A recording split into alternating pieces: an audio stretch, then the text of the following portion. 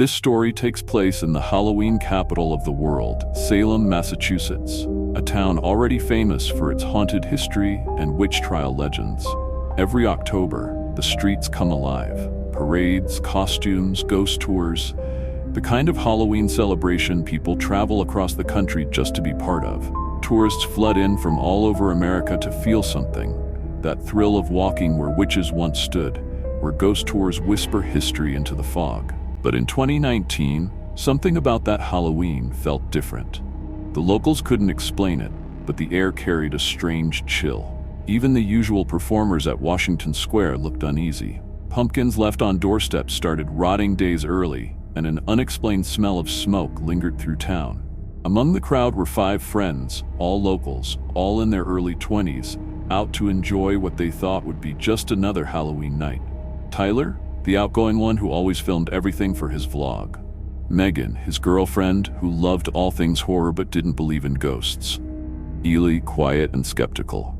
Jenna, the believer. Tarot reader, sensitive, always saying she felt things. And Chris, the one who laughed at everything. They'd been friends since high school, and every year they had the same tradition to do something different on Halloween night. Last year, they did the Midnight Cemetery Challenge. This year, Tyler found something online, a local urban legend called the Hollow Street House. It wasn't far from downtown. Locals said it was built on the ruins of a witch trialer's home, burned down centuries ago.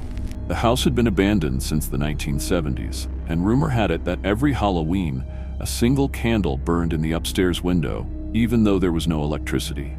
Tyler convinced the group to check it out. "Come on," he said, grinning. "One night, one video, and we get the best Halloween vlog ever." They reached the old house around 11:40 p.m. The streets were quiet now. The parades were over, laughter had died out, and the fog had rolled in thick. The house sat at the very end of Hollow Street, a narrow, cracked road no one walked down after dark. Its paint peeled like skin, the windows were black, the porch hung crooked. And yes, there it was. In the top window, a flicker of candlelight. "Someone's in there," Megan whispered. Tyler raised his camera. They stepped onto the property, gravel crunching beneath their shoes. The moment they did, the air changed. The smell of smoke, stronger now, and the distant hum of music from downtown faded completely. Inside, the house groaned with age. Dust coated everything. Wallpaper peeled in long strips. Old furniture sat where it had been left decades ago, covered in white sheets. Tyler swept his flashlight around.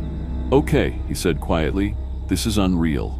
The camera light caught something on the far wall. Burned symbols carved into the wood. Jenna froze. "Those aren't decorations," she whispered. "They're protection marks." "Protection from what?" Chris joked, but his voice cracked slightly. They moved deeper inside. Eli checked his phone. No signal. The house seemed to swallow sound. Even their footsteps sounded distant. At the base of the stairs, they found a door slightly ajar. Basement. Cold air seeped out from below. Megan shook her head. "Nope, not going down there."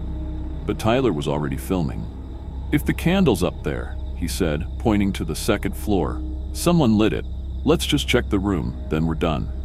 The stairs creaked like bones as they climbed. At the top, the candlelight flickered from the last door on the left. The door was half open.